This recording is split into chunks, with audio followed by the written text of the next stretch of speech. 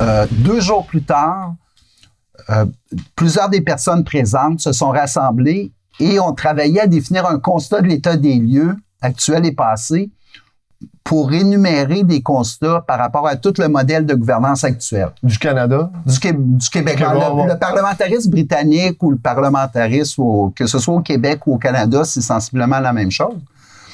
Donc, on a défini un constat et par la suite, c'est là que s'est rassemblé des humains bienveillants qui ont travaillé à définir une mission.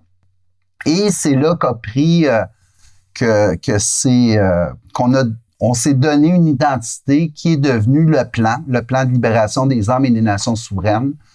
Et on y travaille de façon quotidienne en ce moment là pour nous permettre de reprendre le contrôle de nos vies, de reprendre le contrôle de nos institutions, mais de cesser de donner du pouvoir à un système qui, pour nous, est irréformable de l'intérieur. Alors, plutôt que de nous mobiliser en réaction par rapport au système actuel, nous, on travaille vraiment de façon proactive pour jeter les bases d'une nouvelle organisation sociale non partisane en parallèle avec le monde actuel. Alors, plutôt que de perdre notre énergie à essayer de réagir, à donner du pouvoir à ou de réformer un système qui est de l'inférieur, qui de l'intérieur, justement, il y a trop de dangers que une fois dans la machine, on se fasse avaler par la machine. Est-ce que c'est ça qui t'a fait comprendre qu'officiellement c'était irréformable? Est-ce que le point principal, c'est l'humain en tant que tel? Comment qu'on est?